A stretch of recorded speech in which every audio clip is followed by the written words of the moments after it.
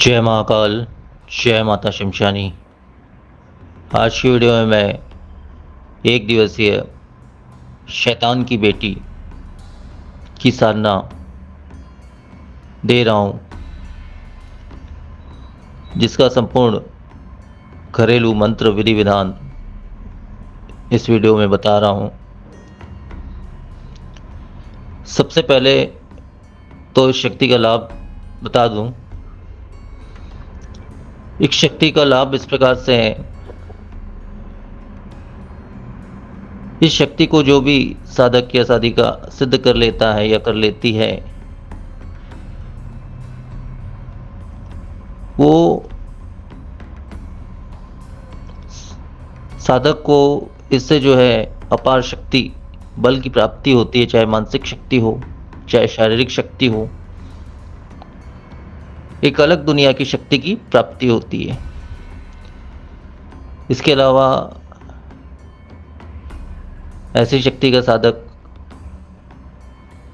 को सांसारिक हर वस्तुओं की प्राप्ति हो जाती है। धन दौलत स्वर्ण इत्यादि, मतलब जो भी चीज़ें होती सांसारिक सुख की चीज़ें होती है, वो भरपूर मात्रा में उसे प्राप्त हो जाता है। अपार धन धान्य इत्यादि प्राप्त हो जाता है। इसके अलावा इसके द्वारा शत्रुनाश का कार्य भी किया जा सकता है, शत्रुनाश भी होता है। शत्रु का किसी भी प्रकार से नुकसान पहुंचाना या उसको रोगों से पीड़ित करना या किसी भी प्रकार से सजा दिया जा सकता है।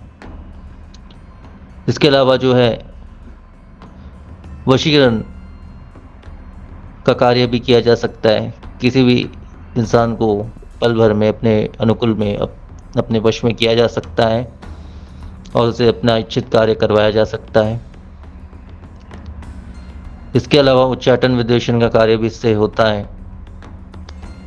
किसी भी इंसान को अपने से दूर करना है या दो इंसानों को या एक दूसरे से अलग करना है या 10 इंसान आपस में मिले जुले हुए 10 इंसानों को एक दूसरे से अलग करना है, तो इस प्रकार से जो उच्चाटन विद्वेषण की जो उच्च कोटि की विधान होता है, क्रिया होती है, वो भी इस शक्ति के द्वारा पल भर में हो जाती है। इसके अलावा सामग्री ट्रांसफर का भी कार्य इस शक्ति द्वारा होता है। एक वस्तु को दूसरे स्थान पहुंचाने वाला कार्य भी ये शक्ति करती है। इसके अलावा ये अपनी लोक की, अपनी दुनिया की अलौकिक शक्तियां भी साधक को प्रदान करती है तथा इससे शत्रु खात्मा भी किया जा सकता है। इसके अलावा भूत भविष्य की भी जानकारी इस शक्ति द्वारा प्राप्त की जाती है तथा कहीं न कहीं ये शक्ति साधक की रक्षा भी करती है हर प्रकार के तंत्र मंत्र इत्यादि बाधाओं से या शत्रु बाधाओं से, हर प्रकार से, मतलब ये साधक की रक्षा भी करती है। साधक के कहने पर दूसरों की भी मदद करती है एवं अन्य लोग के जैसे मृत आत्माएं हो गई या ऐसी तामसिक शक्ति, अन्य ऐसी शक्तियों से भी ये हमें जोड़ती है या उनसे बात भी करवाती है साधक की इच्छा अनुसार।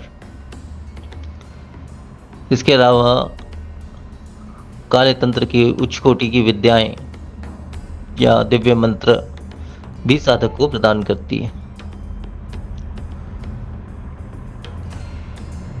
तंत्र मार्ग में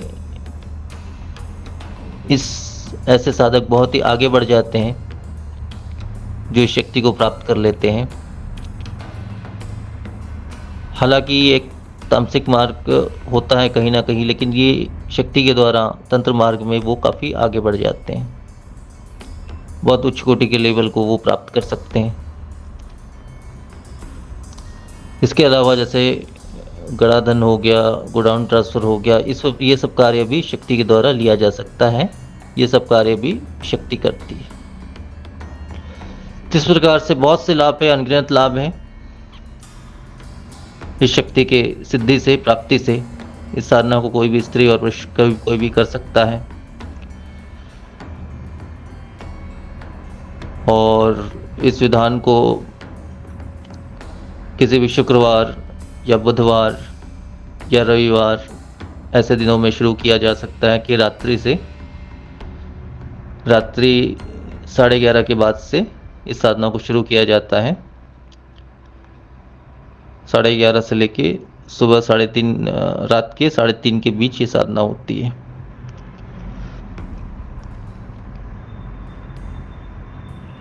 इसके अलावा विशेष दिन जैसे अमावस की रात हो गई, ऐसे रात में भी इस साधना को करना बहुत ही अच्छा होता है।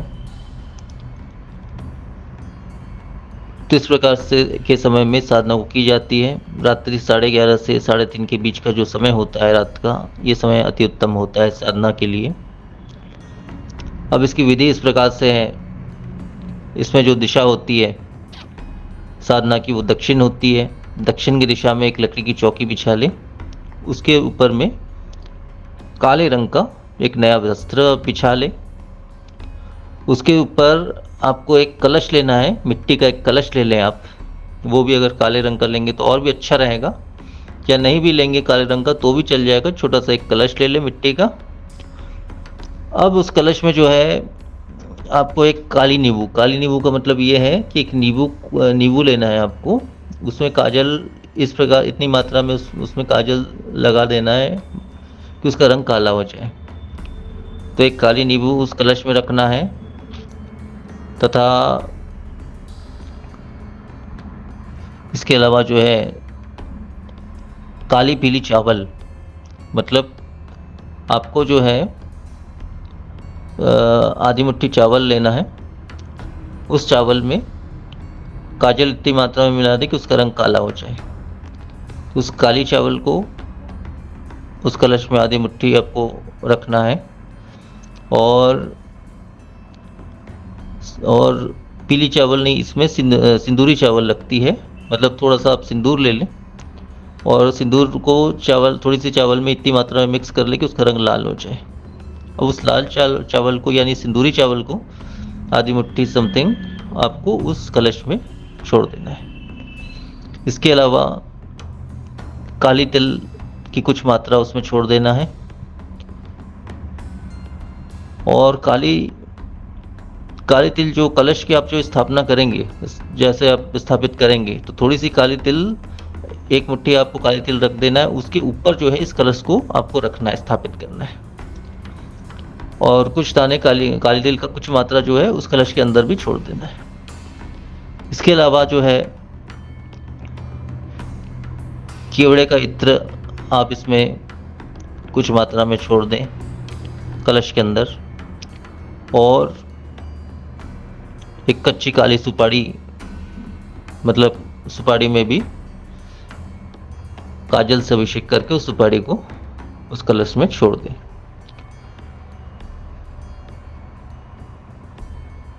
तो इस प्रकार से जो है इसमें गुलाब के इत्र का जो है प्रयोग करें आप। गुलाब का इत्र जो है, गुलाब और केवड़े के इत्र का प्रयोग होता है इसमें। गुलाब और केवड़े के इत्र का कुछ मात्रा जो है आप उस कलश के अंदर छोड़ दें। इतना करने के पश्चात आपको जो इसका विशेष मंत्र मैं देने वाला हूँ, इसी वीडियो में दूंगा, उस मंत्र को 21 बार पढ़ के जो है 21 बार पढ़ के उस कलश में एक बार फूंक मार लेनी है। और फूंक मारने के तत्काल पश्चात जो है आपको काले कपड़े से, थोड़ा सा काला कपड़ा रखना है अपने पास, आधा मीटर समथिंग। तो उस काले कपड़े से उस कलश के मुख को और पूर्ण कलश को जो है अच्छी प्रकार से बांध लेना है। मतलब किसी भी धागा का सहारा लेकर आप, या मौली धागा ले लो, लाल धागा ले लो, या काला धागा ले लो, उसके सहारे से आप उसके मुख को जो है अच्छी प्रकार से बंद कर दो, बांध लो। अब बांधने के पश्चात इस प्रकार से कलश की स्थापना हो गई। मतलब एक तरह से इससे हम शक्ति की स्थापना कर दिए हैं। अब इसके सामने जो है एक मिट्टी का दीपक लगाना है, सरसों तेल का, एक ही बाती वाला, तिरछी बाती वाला, आड़ी बाती वाला, सॉरी। और इसका मुख जो रहेगा उस कलश की तरफ रहेगा। इस प्रकार से एक दीपक रहेगा।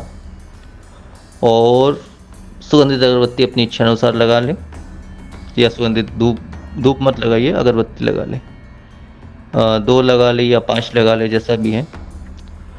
कुछ लाल पुष्प या गुलाब के पुष्प को आप अर्पण कर दें इस कलश के चारों तरफ या कलश के नीचे, जैसा भी, कलश के चारों तरफ सामने ही अर्पण कर दें, गुलाब के पुष्प अर्पण कर दें। भोग इत्यादि तो अभी नहीं चढ़ाना है कुछ भी आपको। काजल से और सिंदूर से कलश के ऊपर में जो मंत्र मैं दिया उस मंत्र को पढ़ते हुए थोड़ा सा काजल उसमें लगा देना, अभिषेक कर लेना है, और सिंदूर से भी थोड़ा सा अभिषेक कर लेना है। मंत्र को एक बार पढ़ते हुए एक बार काजल से अभिषेक करेंगे, एक बार सिंदूर से अभिषेक करेंगे। इतना हो जाने के पश्चात जो है, इसके सामने आप स्वयं भी काला आसन लगाकर, आपको बैठने के लिए आपका जो आसन होगा वो काला होगा। काले आसन पर बैठकर आपको ये साधना करनी है। इसमें विशेष किसी शुद्धता या विशेष किसी पवित्रता की आवश्यकता नहीं है, और विशेष किसी नियम की आवश्यकता भी नहीं होती है साधना में। जितना मैंने बताया उतना पर्याप्त है। अगर जो दीक्षित है, मुझसे दीक्षित है, तो वो गुरु मंत्र का प्रयोग कर सकते हैं। गुरु मंत्र का एक माला पाठ करके मूल मंत्र का आपको पाठ करना है। 12 माला आपको पाठ करना है। काले हकीक की माला से करें। काले हकीक की माला से जो मूल मंत्र रहेगा उसका 12 माला आपको पाठ करना है। गुरु मंत्र उसी माला से एक माला गुरु मंत्र का आप पाठ कर सकते हैं। जो मेरे दीक्षित है वो गुरु मंत्र का प्रयोग कर सकते हैं, क्योंकि अन्य के गुरु मंत्र किस तरह से रहेगा वो मैं नहीं कह सकता, लेकिन मेरा जो दिया हुआ मंत्र है वो हर साधना में चलता है, मतलब चलेगा। मतलब मेरी दी हुई जो भी साधनाएं हैं उसमें मेरा गुरु मंत्र बिल्कुल कार्य करेगा। तो मेरे शिष्य हैं वो मेरे दिए हुए गुरु मंत्र का प्रयोग कर सकते हैं। अन्यथा अगर कोई ऐसा व्यक्ति कर रहा है जिसके पास मेरा दिया हुआ गुरु मंत्र नहीं है, मतलब अदीक्षित अगर कर रहे हैं, तो वो किसी अन्य मंत्र का प्रयोग ना करे, किसी अन्य गुरु के गुरु मंत्र का प्रयोग ना करे, किसी और के दिए हुए मंत्र का। वो डायरेक्ट मूल मंत्र का ही प्रयोग करेंगे। तो इस प्रकार से 12 माला पाठ करनी है। एकांत कमरे में, एकांत स्थान में इस साधना को किया जाता है। अंधेरे कमरे में दीपक की रोशनी में ये साधना होगी। रात्रि 11:30 से 3:30 के बीच में। शुक्रवार, बुधवार, रविवार, ये 3 दिन में किसी भी एक दिन किया जा सकता है, या फिर अमावस की रात भी किया जा सकता है, रात्रि 11:30 से 3:30 के बीच। तो इस प्रकार से संपूर्ण विधान है साधना का। शक्ति जब प्रत्यक्ष हो जाती है 12 माला के अंतर्गत, जब शक्ति प्रत्यक्ष हो जाती है तब इससे वचन ले लेना है